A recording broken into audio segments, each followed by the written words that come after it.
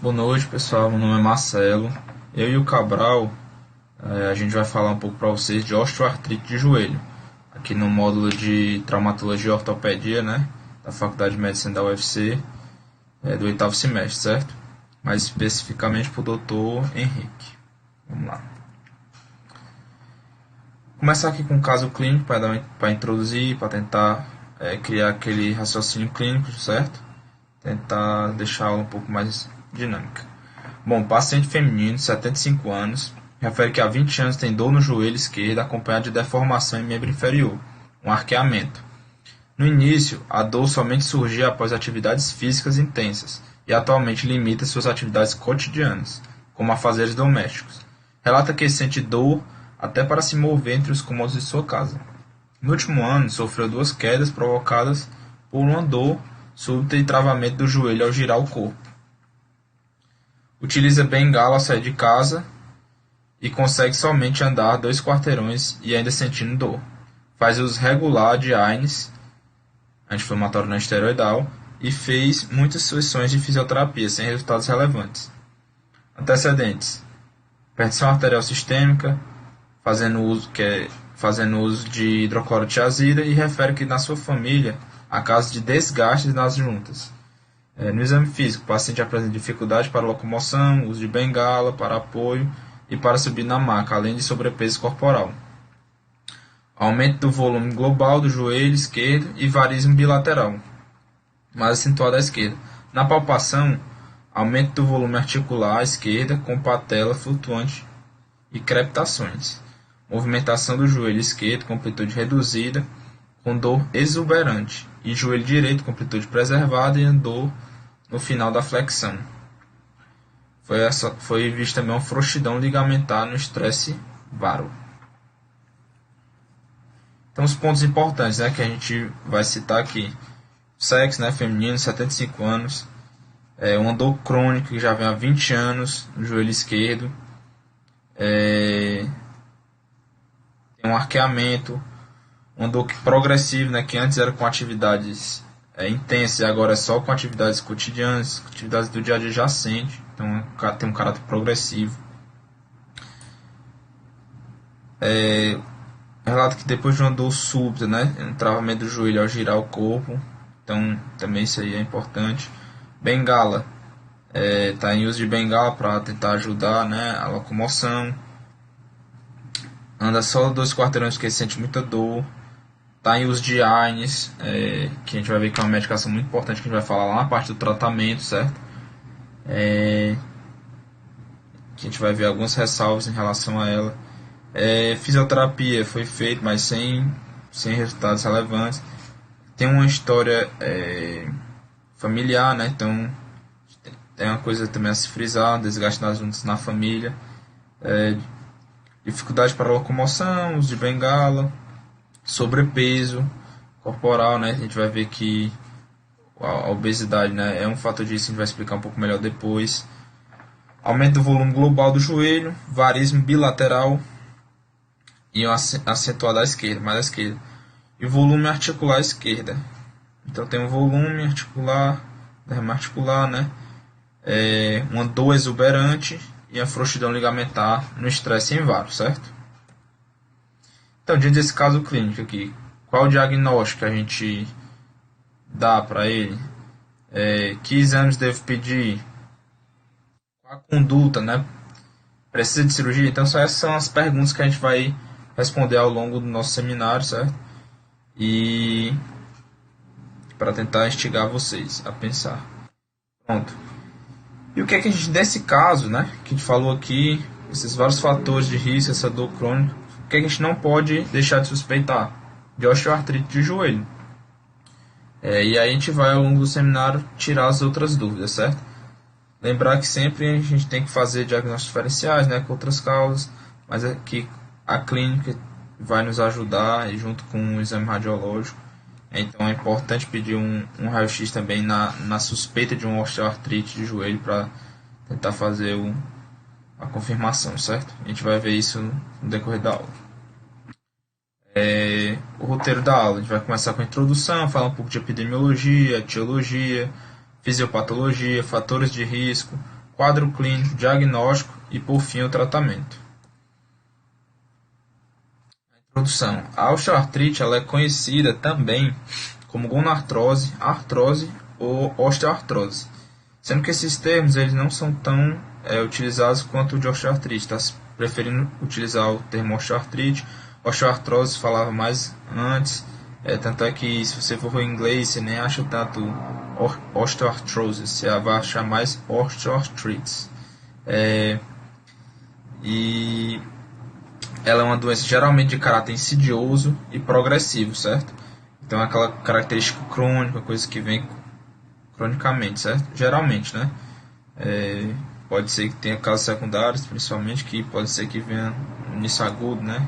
A gente vai citar também alguns.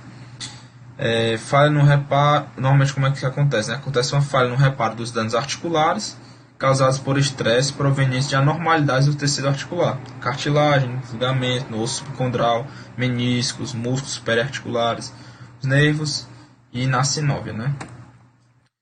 A osteoartrite ela acontece em várias articulações, não só no joelho. Aqui eu vou só dar uma citada em algumas das outras articulações. Pode acontecer no quadril, nas vértebras, né, lombares ou cervicais, nas articulações interfalangianas, distal e proximal, nas metatarsofalangianas, né, e também no joelho, né. Epidemiologia, a forma mais comum de doença articular, então a gente tem que se aprofundar nela, certo? A gente tem que dar uma atenção a ela, porque nas UBS, no nosso atendimento, a gente vai ver muitos pacientes com isso, então vale a pena a gente estudar bem esse assunto. A prevalência tem relação com o aumento da idade, a gente vai ver que a idade é um fator muito importante na doença, a gente vai explicar um pouco melhor depois. E com o aumento da expectativa de vida, né, a tendência é cada vez mais aumentar esses casos, porque a população vai ficando mais velha, certo? Segundo a Organização Mundial de Saúde, cerca de 10% da população com mais de 60 anos apresenta problemas clínicos graves decorrentes disso, da osteoartrite, né? Então a gente vê que realmente é uma doença que precisa da nossa atenção. Tem essa característica também que nas mulheres acima de 50 anos a prevalência é maior e possui uma distribuição mais difusa. A gente vai ver, né, que o sexo feminino também é um fator disso, a gente vai explicar um pouco melhor depois. Vamos lá. Etiologia. A osteoartrite ela é dividida em osteoartrite primária e secundária. A primária ela também pode ser chamada de idiopática, porque não tem um mecanismo tão assim bem esclarecido de por que acontece as modificações, que eu vou explicar um pouco melhor na fisiopatologia, certo? E a secundária devido a outras causas. A forma primária pode ser localizada ou generalizada. Normalmente começa localizada, né? E depois vai expandindo e pode se tornar generalizada, geralmente. A osteoartrite primária de joelho pode ser dividida em 3 compartimentos: medial, lateral e patelofemoral. A osteoartrite, né, dependendo da localização dela, vai ter essas divisões. No caso do joelho específico, essas 3. A osteoartrite, né, de causa secundária pode ser classificada em quais as possíveis causas, né, de uma causa secundária, de uma osteoartrite secundária. Pós-traumática, então depois de um trauma, o carro bateu no joelho da pessoa, a pessoa pode vir a gerar uma osteoartrite, ponto de rompimento de ligamento, então lesão da articulação, certo? Favorece. Congênita, né, tem várias deformidades ósseas que podem causar uma osteoartrite. No caso do joelho, a gente fala das deformidades, né, de varo e valgo, que é muito importante, a gente vai comentar um pouco melhor depois, lá nos fatores de risco. Doença por depósito de cálcio, também causas metabólicas, né, também são causas secundárias de osteoartrite, gota, por exemplo. Tendo assim, um início mais súbito, né, assim, uma dor súbita, assim que se repete, né, por conta da questão do aumento do ácido úrico. Então é importante também a gente, na suspeita de osteoartrite secundária por gota, né, pedir o ácido úrico para descartar, certo, essa possível causa. Artropatias autoimunes, né, também são causas, e aí a gente tem que diferenciar, né, as a dor mecânica da dor inflamatória. Lá na parte clínica a gente vai ver um pouco melhor isso. Nas autoimunes, né, que são as realmente assim inflamatórias, artropatias inflamatórias, tem uma rigidez matinal maior que 30 minutos, a dor não vem assim com essa movimentação, né, vai melhorando ao longo do dia, tudo tem essas características, né, da dor inflamatória. E outras doenças, pensando em inflamatório, né, você vai pedir um fator reumatóide, alguma coisa, algum exame desse para tentar descartar essas causas. E aí eu coloquei aqui só como observação, falar um pouco da doença vascular e o neuropático também, que podem ser causas de osteoartrite. Não necessariamente vai ser do joelho, certo? Mas de osteoartrite em outras articulações também. Por exemplo, posso citar aqui a necrose vascular da cabeça do fêmur, que vai causar osteoartrite, pode causar osteoartrite lá no quadril, certo? E o diabetes, né? O diabetes causando uma neuropatia diabética, que vai dar a artropatia de Charcot, né? Nos membros inferiores também é característico. Só citar assim algo a mais, não necessariamente vai fazer parte do joelho específico, certo? E aí vamos tentar explicar um pouco da fisiopatologia. Começar aqui com esse gráfico que nos dá uma ideia bem legal sobre a parte da homeostase, né, da articulação, como é que ela se mantém. E aí a gente vê aqui curvas, né, num gráfico de frequência por carga. E aí a gente vê que numa carga equilibrada, com frequência também equilibrada, você tem a zona de homeostase, né, que é a zona onde você deve permanecer, né, com as suas atividades, tudo, que é muito benéfico.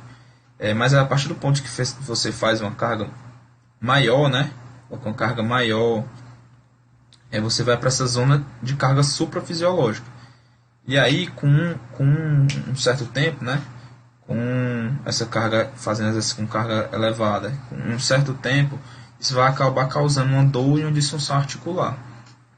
Se você fizer uma carga muito exagerada, aí já vai para a zona de falha estrutural, que aí já acontece rupturas ligamentares e fraturas. Mas também o contrário é verdadeiro, né? Se você também for uma pessoa sedentária, né, que não faz nenhuma atividade, tudo tem uma carga frequência reduzida, você vai estar aqui na zona de carga subfisiológica. E aí isso vai favorecer você ter atrofias musculares e osteopenia por desuso. Isso aí vai ser um fator também que pode predispor a osteoartrite, certo? Lembrar que no caso de já a pessoa tendo osteoartrite, esse limiar aqui da zona de homeostase para a zona de carga suprafisiológica diminui, né? A curva dá uma descida. Por quê?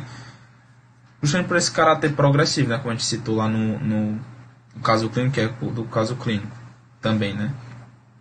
Que a pessoa, o que antes era uma carga intermediária, né, para ela, que não causava dano nenhum normal, a pessoa com osteoartrite vai ter essa curva diminuída, e aí essa carga que antes era normal, agora ela já vai ser um exercício, né, uma carga que causa dor, causa disfunção. Isso é de forma crônica, né, que vai se agravando, certo? Vamos lá. Então vamos tentar explicar aqui como é que ocorre mesmo a fisiopatologia, né, lá na cartilagem, certo? Para isso a gente tem que entender como é que se estrutura, né, lá a cartilagem, lá a articulação do joelho, certo?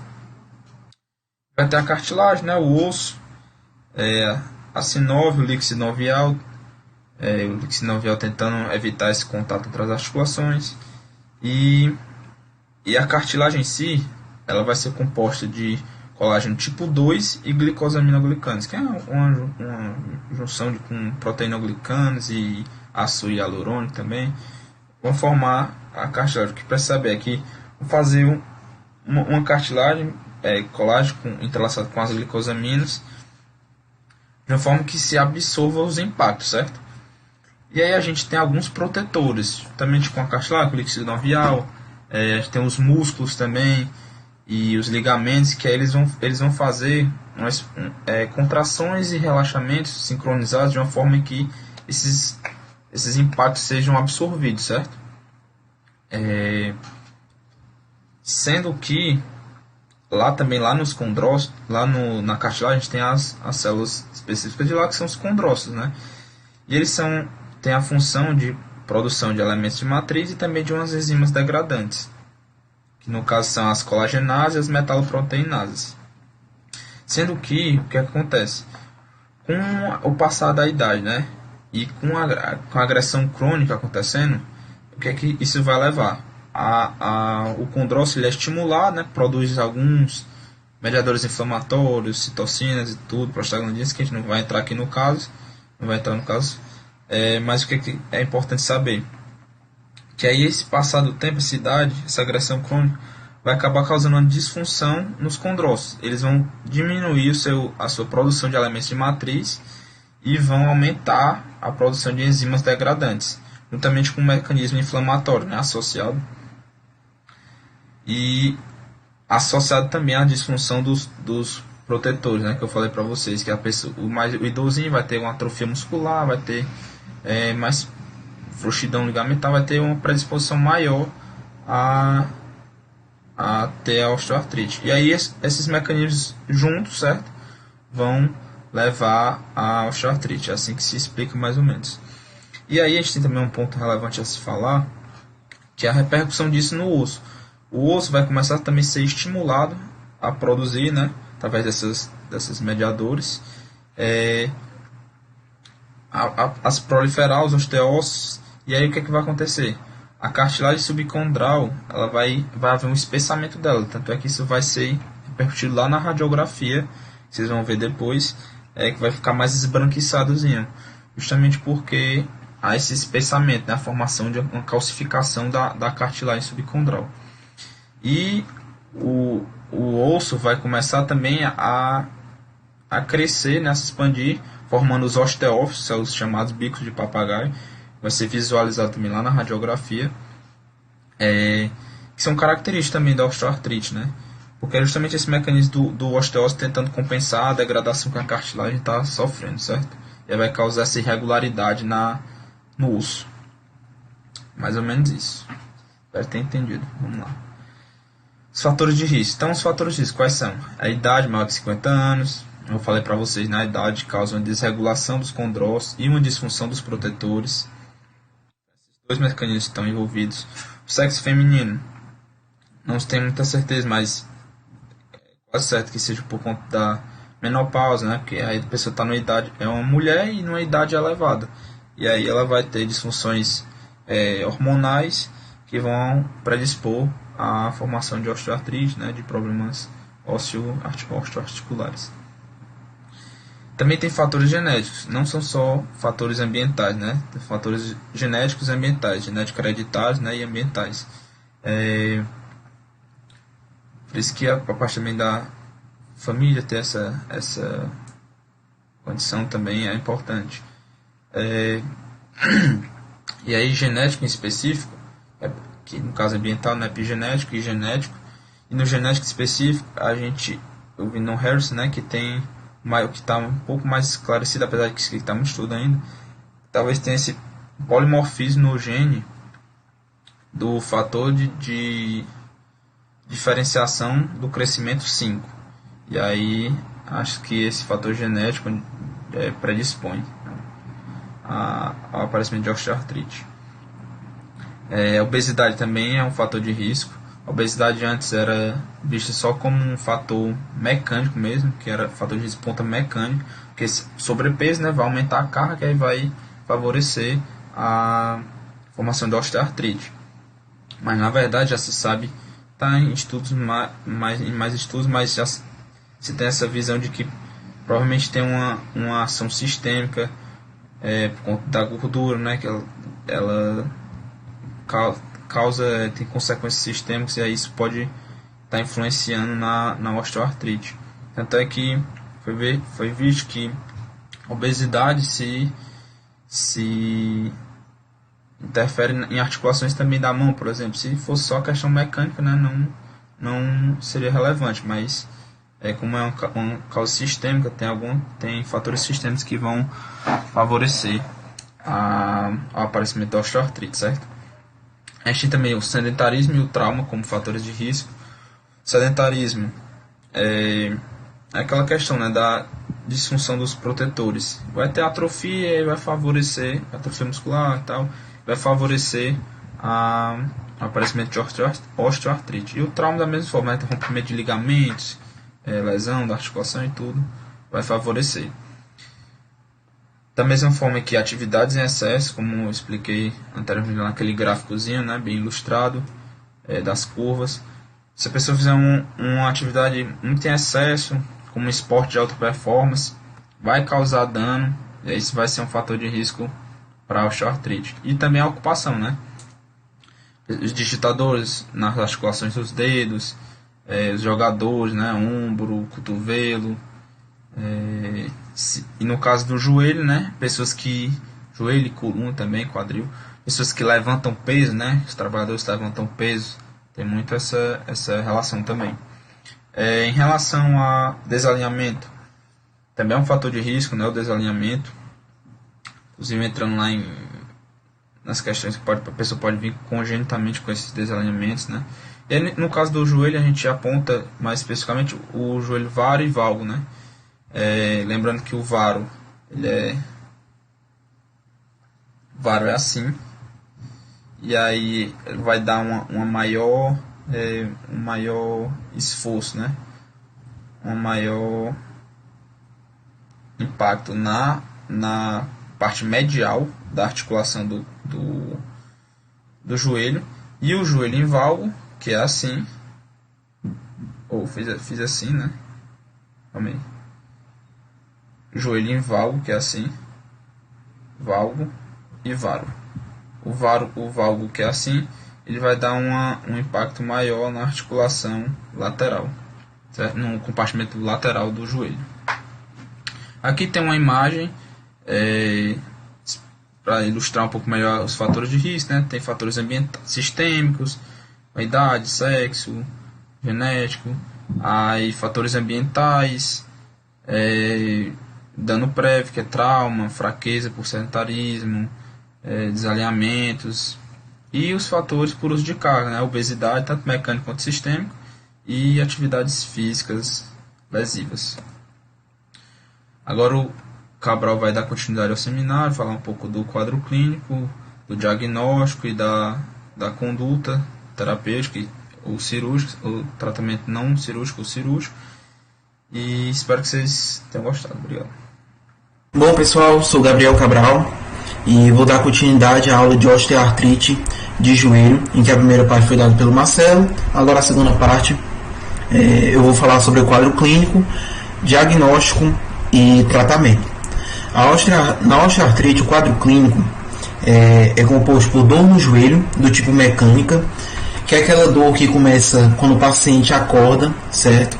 Logo pela manhã, que é justamente devido à articulação estar imóvel, né, durante o período noturno, durante o sono. O paciente, ao tentar mover a articulação, movimentar a articulação, ele vai sentir uma dor, certo? Uma dor que vai ser relevante, porém, com o passar das horas do dia, devido ao processo de lubrificação da articulação, essa dor ela vai diminuir, vai ter uma melhora dessa dor, sendo que no final da tarde, já para de noite, devido aos esforços que o paciente tem no trabalho, nos afazeres domésticos, o paciente vai notar uma piora dessa dor, justamente devido a essas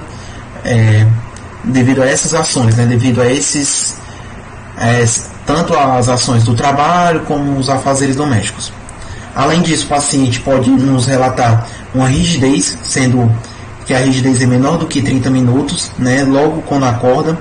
Isso é importante para nos diferenciar de dor do tipo mecânico para dor inflamatória, que a dor inflamatória, a rigidez é por mais de 30 minutos, né, e uma dor inflamatória, ela, diferentemente da dor mecânica, ela melhora com o movimento, né, do paciente, no movimento da articulação. Além disso, os pacientes nos falam de limites funcionais, né, em que há uma limitação dos exercícios que eles conseguem fazer, em que há uma diminuição na amplitude daquela articulação, no caso da do joelho, e que os impossibilita ou até dificulta a realização de afazeres do dia a dia, de práticas diárias que o paciente tem e que agora ele, com o passar do tempo, veio apresentando muita dificuldade e que pode estar até impossibilitado de fazer esses exercícios, como subir uma escada, se abaixar para pegar uma coisa no chão, ou até andar entre os cômodos da casa, né? No caso, o paciente também vai trazer um quadro de crepitação na articulação, que são os estalos ou os barulhos que o joelho faz. O paciente pode até se queixar que o joelho fica estalando muito, fica muito barulhento, que é justamente devido ao contato osso com osso, né? Os côndilos femorais com o platô tibial, devido justamente a esse desgaste articular, né? Causado por essa doença. Além disso, eles falam que devido às ações do dia a dia, aos esforços do dia a dia, o joelho termina o dia com inchado. O paciente nos relata que o joelho ficou muito inchado após fazer as atividades do dia a dia, que eram normais para ele, e que agora o joelho dele apresenta-se inchado todos os dias quando ele faz essas atividades. Isso aí a gente chama de derrame articular de repetição, né? Em que o paciente, devido a esse estresse na articulação, ele causa esse extravasamento articular, causando esse, vamos dizer assim, esse edema, né, no joelho, e de repetição, devido que toda vez que ele fizer essas ações vai causar esse estresse articular, vai causar esse extravasamento articular, causando esse derrame, tá bom? Bom, o diagnóstico ele é composto em 3 critérios, que esses 3 critérios sempre têm que andar juntos, sempre têm que estar interligados. Você não pode diagnosticar artrose de joelho através só do aspecto clínico, nem do aspecto clínico e radiológico. Você tem que diagnosticar através do aspecto clínico, radiológico e funcional.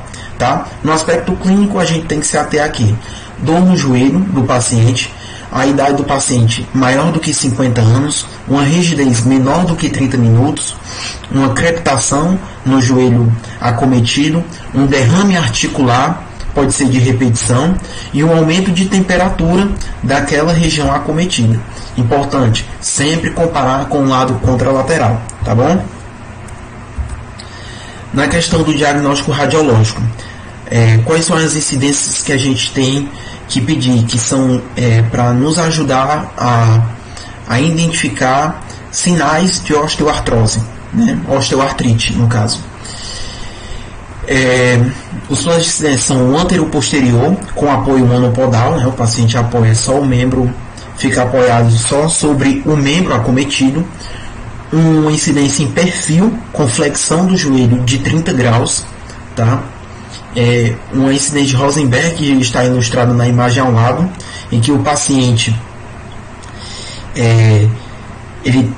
a incidência ela é póstero-anterior, certo? Em que o paciente flexiona o joelho a 45 graus e há uma elevação podal de 10 graus do emissor dos raios-x, certo? Isso tudo a uma distância de 1 metro, né? Tanto do chassi para o instrumento que emite os raios-x.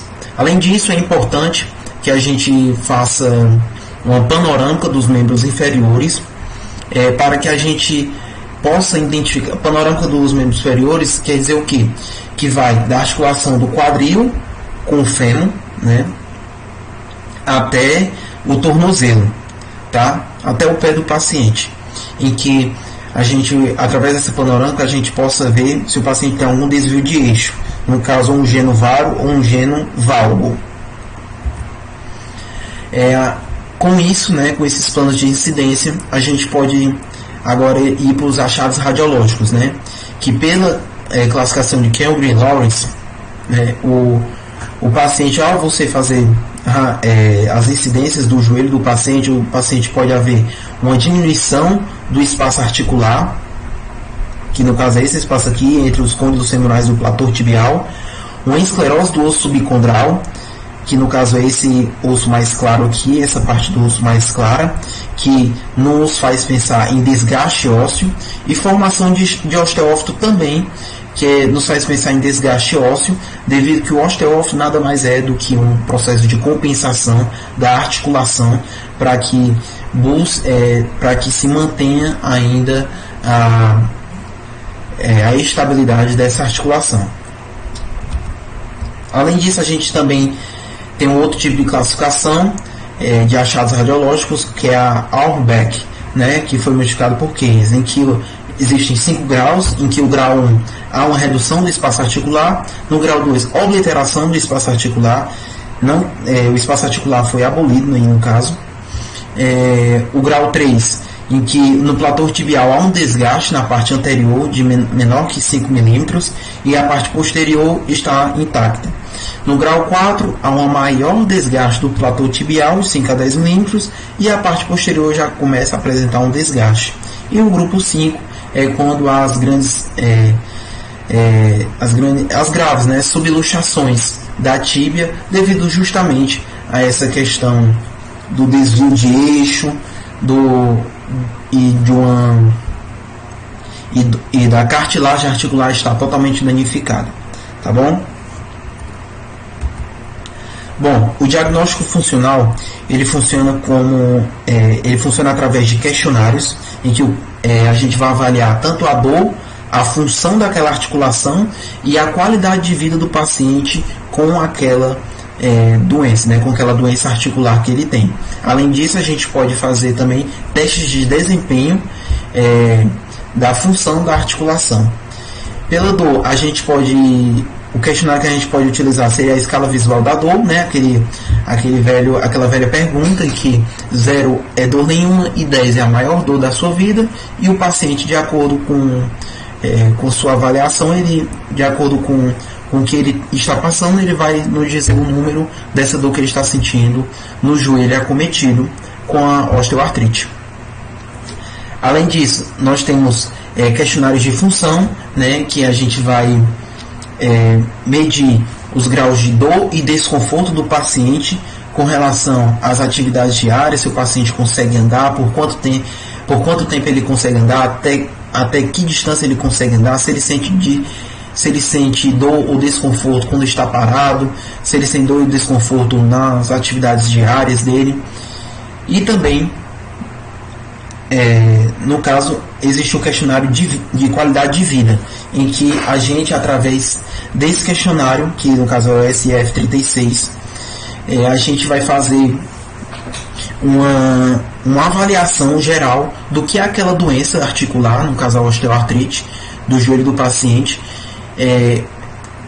infere na vida, na qualidade de vida do paciente, o que ela pode estar causando de malefício para a vida do paciente, tanto na questão física quanto na questão mental, né? Pois devido a vários anos com uma dor muito forte, uma dor crônica, uma limitação de movimento, o paciente idoso pode desenvolver um quadro de depressão, por exemplo. Além disso, existem os testes de desempenho, que são bem simples, né? No caso que seria uma caminhada de 6 minutos, ou sentar e levantar, sentar, caminhar e voltar a sentar. Tá? Aqui são exemplos, né, de tipos de testes, né, no caso o de qualidade de vida SF36, que é o primeiro da esquerda, que a gente vai ver em todos os âmbitos da vida do paciente como aquela patologia, né, aquela doença articular está o prejudicando. Além disso, a gente está na direita, existe o funcional, que é justamente Lekesny, que vai procurar dor ou desconforto nas mais variadas atividades diárias do paciente. Tem cuidado para separar o questionário entre quadril e joelho. Tá? E de acordo com isso a gente vai ver se vai poder né, de acordo com esses diagnósticos clínicos, radiológicos e funcionais, a gente pode mensurar o quão comprometido está essa articulação e o quão danosa pode ser para a vida do paciente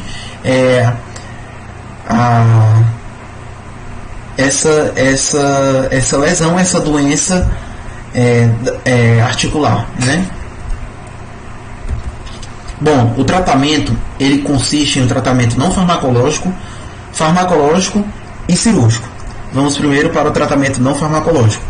O tratamento não farmacológico consiste em educação do paciente, em que o paciente tem que ter acesso às informações de que a mudança de estilo de vida dele para um estilo de vida mais saudável, a perda de peso, a prática de exercícios físicos, isso só tem a acrescentar na vida dele. Então o paciente ele tem que ter acesso a essas informações para se conscientizar de que essas mudanças são boas para ele e são boas para frear o progresso da doença articular dele, da osteoartrite do joelho dele, tá?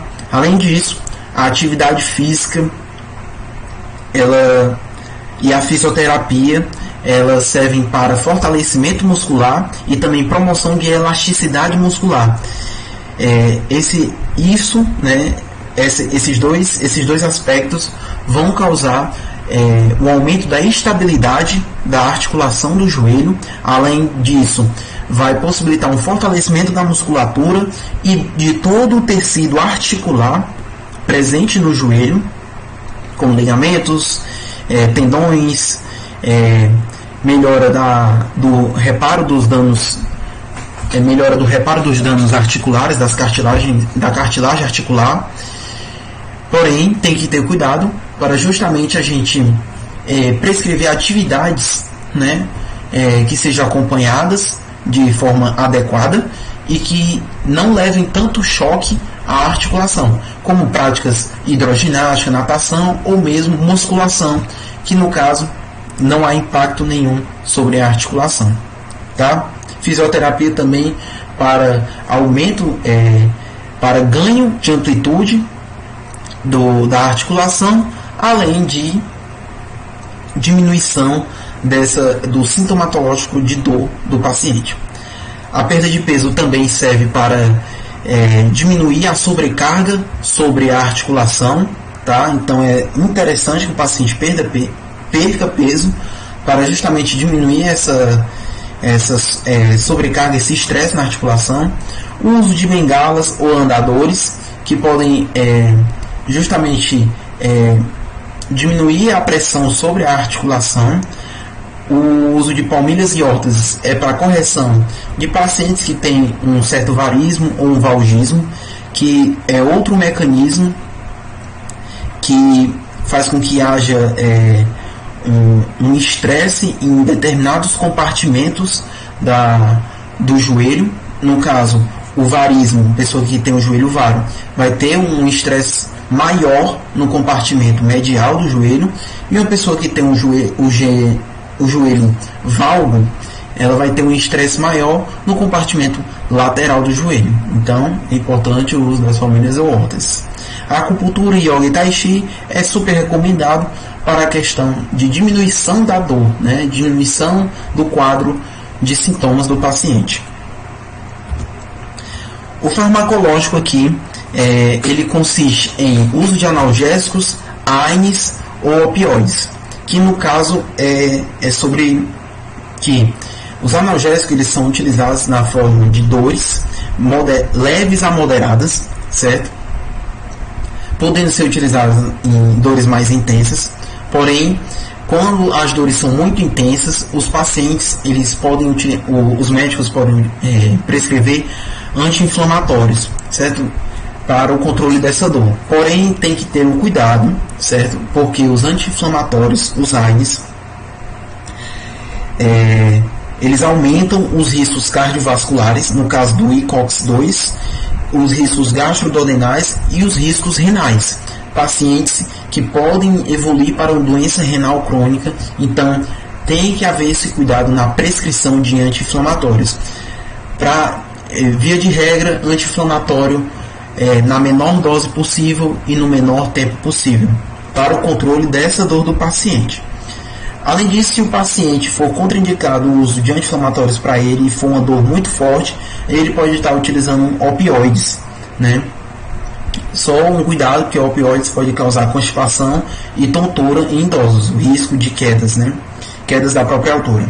Os condroprotetores são manipulados que mexem no metabolismo da cartilagem, certo?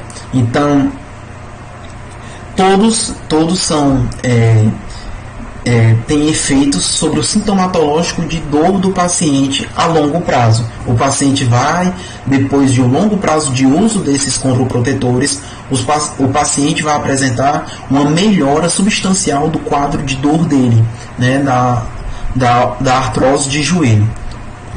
Porém, nenhuma dessas drogas condroprotetoras foram evidenciadas que elas agem mudando o curso da doença, como revertendo, ou parando, ou diminuindo a progressão da doença, tá? Dessa doença articular. A diacerina inibe L1, que é uma citocina inflamatória. A glicosamina, síntese de glicosamina, glicanos, proteoglicanos e hialurônato da cartilagem, favorecendo juntamente com a condroitina, fortalecendo o reparo dessa cartilagem articular, o reparo dessa articulação dessa cartilagem. Além disso, a cloroquina também pode ser utilizada devido a mexer nessa via inflamatória da osteoartrite. E o colágeno hidrolisado. Detalhe, a condroitina, além desse efeito analgésico dela, ela também diminui a progressão da diminuição do resultado da diminuição do espaço articular. Então ela reduz a diminuição do espaço articular. Isso é uma outra função da condroitina. O colágeno hidrolisado, ele além desse efeito analgésico, ele serve para produzir tanto colágeno 2 do tipo 2 e os proteoglicanos. Eles estimulam que o condrócito produza tanto colágeno do tipo 2 e proteoglicanos, justamente para favorecer um maior reparo dessa cartilagem articular.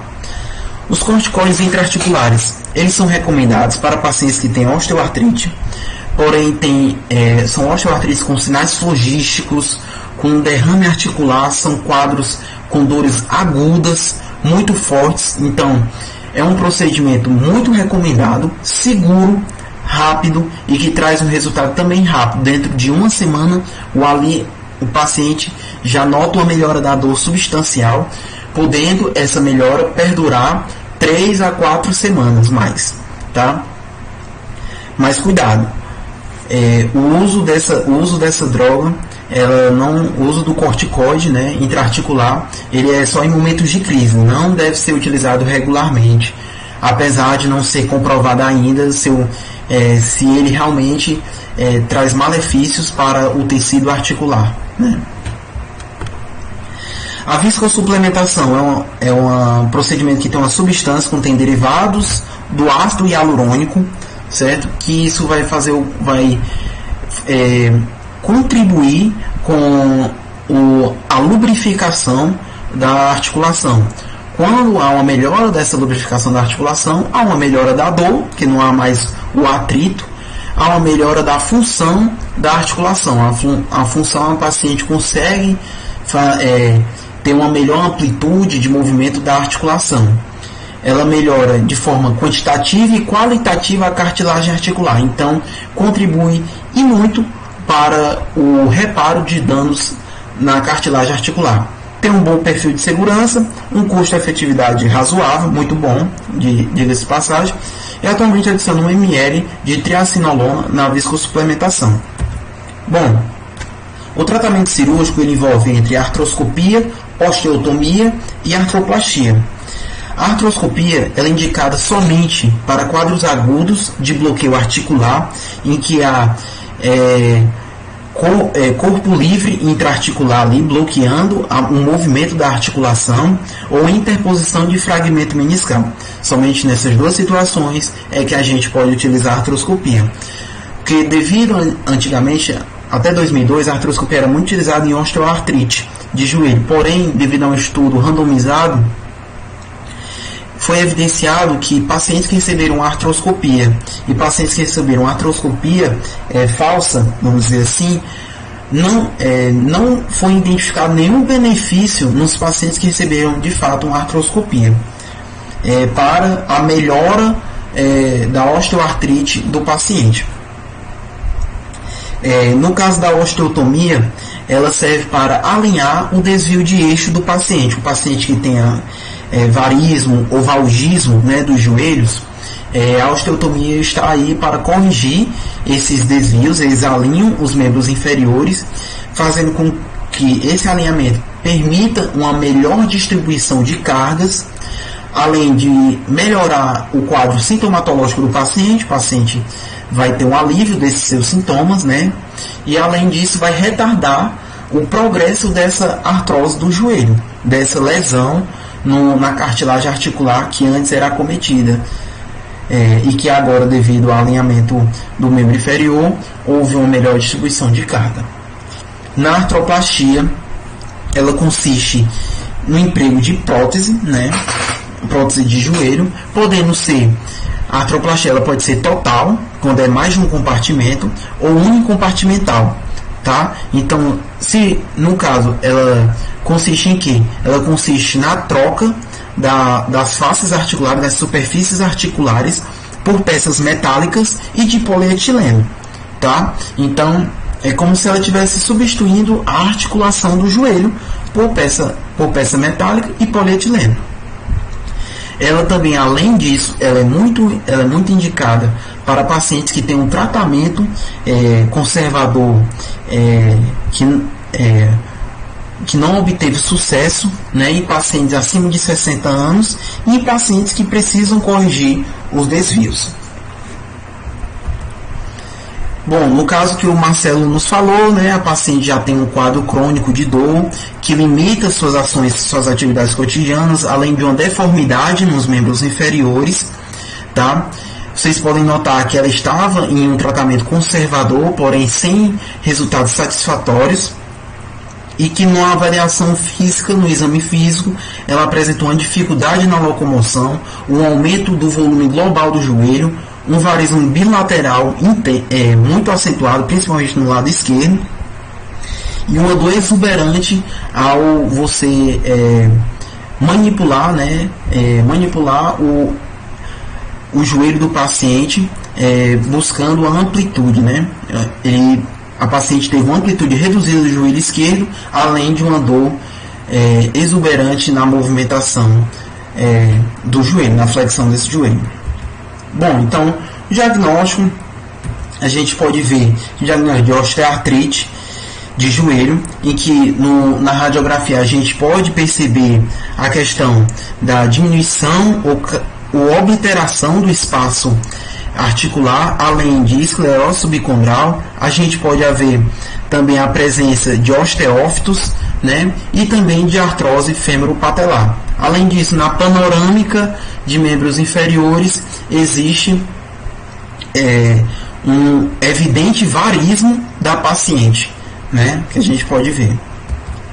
Bom, a paciente ela apresenta critérios que indicam para o tratamento cirúrgico, principalmente qual? Idade, certo?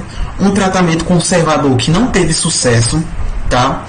Um quadro sintomatológico de dor e limitação funcional. O paciente continua sentindo muita dor e continua com sua movimentação limitada. E o perfil de atividade do paciente. A paciente é muito ativa, quer fazer suas caminhadas, quer fazer suas atividades, seus afazeres de casa, seus afazeres domésticos, quer fazer suas atividades normais e não consegue devido a estar limitada funcionalmente e com muita dor. Então a artroplastia estaria indicada devido justamente à idade dela, maior de 60 anos, o tratamento conservador não ter sucesso para ela, não trazer resultados favoráveis para ela, resultados satisfatórios. Além disso, a artroplastia ela serviria como uma correção dos desvios do eixo. Então, ela poderia corrigir o varismo que ela tem, bilateral. Mas por que eu não posso usar a osteotomia?